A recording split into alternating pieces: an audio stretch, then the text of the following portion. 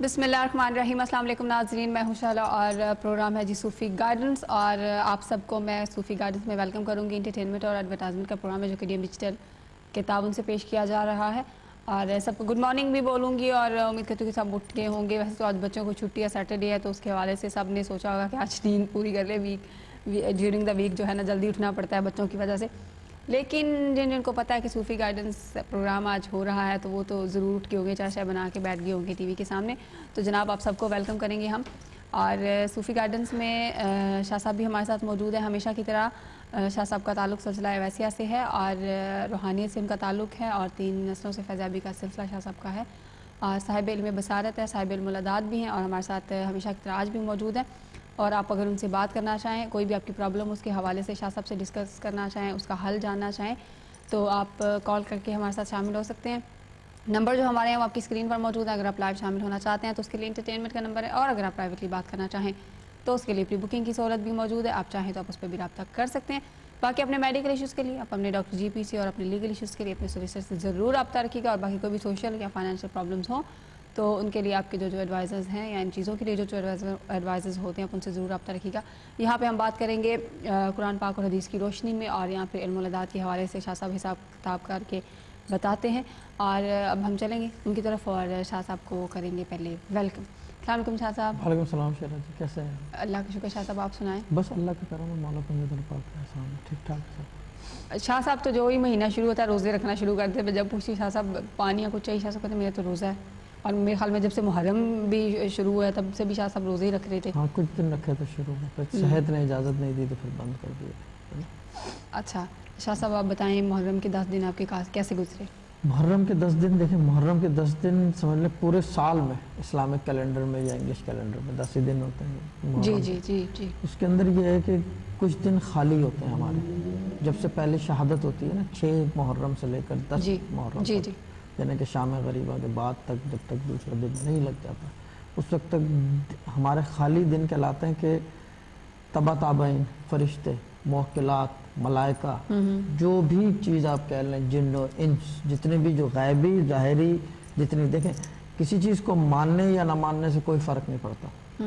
جب سوگ کا سما ہوتا ہے آٹومیٹکلی دل روتا ہے، ایٹماسفیئر میں جب سوگ ہو تو پھر دل خود بخود روتا ہے، بھلے آپ کچھ بھی ظاہر کریں یا نہ کریں، بالکل صحیح، ساری چیزیں سوگ میں ہوتی ہیں۔ اچھا اس سوگ میں ہونے کی وجہ سے سمجھ لیں ہمارے ناغے کے دن آ جاتے ہیں، اور پھر جو دوسری وجہ یہ ہوتی ہے کہ جس کی وجہ سے میں پروگرام بھی نہیں کرتا، میرے والد صاحب بھی کسی سے نہیں ملتے تھے، وہ تو خیر 10 دن نہیں ملتے تھے، میں تو پھر بھی 6 تاریخ سے لے کر جو پہلی شہادت ہے وہاں سے لے کے 10 دن تک جو ہے وہ کوشش کرتے ہیں، اوائڈ کرتے ہیں بات کرنا کسی سے، کیونکہ چیز یہ کہ ہم خالی ہوتے ہیں۔ خالی سے مطلب جتنی چیزیں ہمارے ساتھ ہوتی ہیں سب چھٹی پہ ہوتی ہیں، سمجھ لیں، کیونکہ سوگ کا سما ہوتا ہے ہر عالم میں، 80,000 عالم ہے، مولا علی مشکل کشا کا فرمان ہے، دنیا میں 80,000 عالم ہے ڈفرینٹ، یعنی عالم ارواح، عالم لاہوت، عالم اسفل، عالم جو بھی ایکس وائی زیڈ جتنے عالم ہیں، سب عالموں میں جو ہے چھٹی کا ایک سما ہوتا ہے، تبا تابعین سوگ میں ہوتے ہیں، وہ ایک افسوس کا سما ہوتا ہے بس، کیونکہ یہ بات جو ہے یہ ہماری اور آپ کی بات نہیں ہے، رسول اور آل رسول صلی اللہ علیہ وسلم کی بات ہے،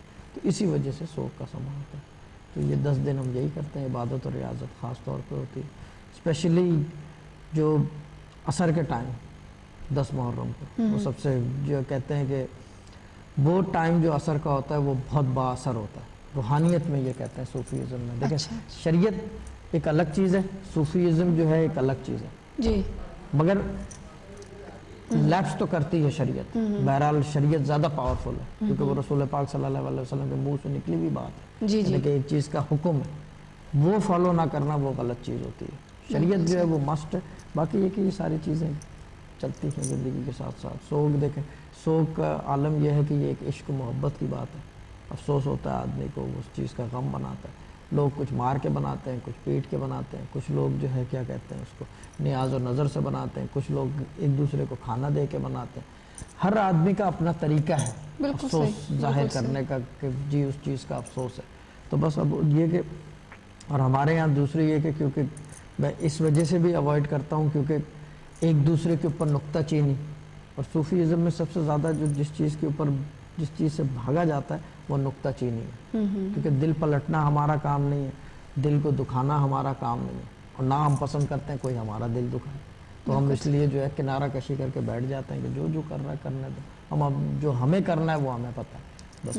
تو یہ چیز اس طرح چلتی ہے، یہ دنیا کا 10 دن کا اس طرح چلتا ہے بس. آج امام کا سویا میں تو بس پھر اب یہ ہوتے ہوتے یہ 2 مہینے 10 دن بھی. اور شاہ صاحب آپ نے بھی پروگرام تو نہیں کیا جی، نہیں 10 کیا، محرم کے شروع میں آپ نے جی جو کیا تھا اس کے بعد پروگرام نہیں کیا آپ نے بھی، تو آپ کی بھی کچھ خاص عبادت ہوتی ہے شاہ صاحب ہاں کچھ خاص محرم میں؟ عبادت ہوتی ہے 10 دن. دیکھیں کچھ وظائف ایسے ہوتے ہیں کہ اب فار ایگزامپل جو ہے میں کس طرح سمجھاؤں کہ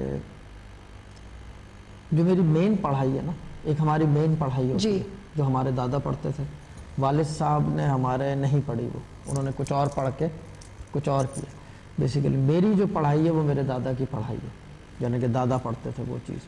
اچھا، وہ پڑھائی ہی کو ہم بانٹ دیتے ہیں خاص دنوں میں، جیسے کہ 21 رمضان میں سے لے کر 27 رمضان تک جو شب قدر والے وہ ہوتے ہیں، اس کے اندر شب برات پہ وہ نہیں پڑھا جاتا کیونکہ عالم ارواح زمین پہ آئی ہوئی ہوتی ہے، فرشتوں کا دن ہوتا ہے، وہ نہیں پڑھتے. اگر وہ پڑھیں گے تو اور پاگل ہوں گے ہم، یعنی کہ اور زیادہ چیزیں نمودار ہوں گی، یعنی کہ دکھائی دیں گی. لیکن یہ 10 دن کے اندر وہی پڑھائی کرتے ہیں مگر اس کو زیادہ کیا جاتا ہے یا تھوڑا سا انکریز کر کے کرتے ہیں. باقی یہ کہ سب سے بہترین عبادت اگر کوئی ہے تو قرآن پاک پڑھنا ہے، قرآن پاک پڑھتے ہیں بس. اچھا، میں نے ایک بات بتائی تھی تو اس کو میں تھوڑا سا کلیئر کرنا چاہ رہی تھی کہ میں نے آپ کو کہا تھا کہ جب آپ اللہ تعالیٰ سے بات کرنا چاہیں یا آپ چاہیں کہ اللہ تعالیٰ آپ سے بات کرے تو اس کے حوالے سے میں نے ایک بات بھی بتائی تھی، لیکن اس کو میں نے تھوڑا سا کلیئر کر دوں، صحیح طریقے سے میں نے بتا نہیں پائی تھی، 2 دفعہ بتانا چاہ رہی تھی. تو میں وہ بات یہ کلیئر کرنا چاہ رہی ہوں کہ اگر آپ اللہ تعالیٰ سے بات کرنا چاہتے ہیں تو آپ نماز پڑھیں. نماز کے ذریعے آپ اللہ تعالیٰ سے بات کرتے ہیں، جو آپ کہنا چاہتے ہیں وہ سب کچھ نماز میں ہے. اگر آپ نے ترجمے کے ساتھ پڑھی ہے تو اگر آپ اللہ تعالیٰ سے بات کرنا چاہیں تو آپ جو ہے نماز پڑھیں، اور اگر آپ چاہیں کہ اللہ تعالیٰ آپ سے بات کرے تو آپ قرآن پاک پڑھیں اور اس کا ترجمہ آپ ترجمے کے ساتھ پڑھیں. کیونکہ آپ صرف کچھ لوگ عربی پڑھیں گے، اس کو ان کو ترجمے کا نہیں پتہ ہوگا، تو ان کو کیا پتہ ہوگا کہ اللہ تعالیٰ ان کو کیا کہہ رہا ہے کیا نہیں کہہ رہا. تو اگر آپ چاہتے ہیں کہ اللہ تعالیٰ آپ سے بات کرے تو آپ قرآن پاک پڑھا کریں ترجمے کے ساتھ، اور اگر آپ بات کرنا چاہتے ہیں تو آپ نماز پڑھا کریں. تو دونوں چیزیں ضروری ہیں کیونکہ اللہ تعالیٰ نے ہمیں پیدا کیا اور آخرت کے دن کا بے شک وہی مالک، اور ہمیں اس سے بھی بات کرنی ہے ہر حال میں، اور اللہ تعالیٰ ہم سے بات کرتے ہی ہے.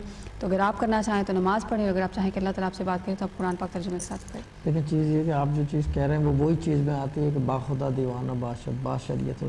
نماز جو ہے وہ فرض ہے، کسی حالت میں ہو، بیماری میں ہو، کسی حال میں پہلے بھی کہہ چکا ہوں کہ یوٹیوب پہ جا کے دیکھ لیں. آقا خمینی صاحب جو ہے کیا کہتے ہیں، جب وہ لیٹے ہوئے تھے تو ان کی انگلیاں ہل رہی تھیں اور آنکھیں یوں ہو رہی تھیں. تو لوگوں نے پوچھا کہ یہ کیا کر رہے ہیں، تو کہہ رہے ہیں نماز پڑھ رہے ہیں. یعنی اس حالت میں بھی نماز پڑھی جا سکتی ہے، پڑھنے والا ہونا چاہیے کیونکہ وہ اللہ کا حکم ہے، اس میں کوئی فلیکسیبلٹی نہیں. قرآن پڑھنا سب سے بہترین عبادت ہے، مگر وہی بات آتی ہے کہ پھر جب آپ چیزیں نکال کے پھر پڑھتے ہیں تو پھر پرابلمز بھی آتی ہیں. آپ کو پتہ نہیں ہوتا کیا پڑھنا ہے. بہت سارے لوگوں نے پنسورے 25,000 قسم کے پنسورے آئے ہوئے ہیں، ایک چیز کو دوسری چیز کے اندر باندھ کے. یاسین کے اندر میں نے اس دن دیکھا ایک پنسورا دیکھا، نیا قسم کا پنسورا ابھی دیکھا ہے کہ کوئی پاکستان سے لے کر آیا میرے لیے. یاسین شروع ہوئی، پھر اس کے بعد وہ رکی، پھر الحم شریف بیچ میں شروع ہو گئی، پھر وہ رکی بیچ میں، پھر کل شروع ہو گئی، کل ابھی رکا نہیں ہے، پھر ایک اور کل رک گیا، اور اس طرح کر کے وہ ریپیٹیشن میں پتہ نہیں اتنی موٹی کتاب بنا رکھی ہے انہوں نے بہت ساری چیزوں کی. تو میں نے کہا دیکھو، میں نے کہا اس کو قرآن کو ایک تو توڑنا یہ بھی غلط ہے، اس کو طریقے سے سلسلے وار چلنا چاہیے. دیکھیں ورنہ یہ ہوتا ہے کہ 4 کل ایک ساتھ کیوں نازل ہوتے ہیں. جی جی جی جی ایک شروع میں آ جاتا، کہیں کوئی سیمیٹری نہیں رہتی نا، کوئی سیمیٹری کسی وجہ سے. کیوں سورہ جن کے بعد سورہ مزمل آتی ہے، پھر مبشر آتی ہے. دونوں چیزیں کہہ رہی ہیں چیخ چیخ کے کہ سو جا، یعنی کہ لیٹ جا، آرام سے بیٹھ جا، کیونکہ سورہ جن کو پکڑے گا کون.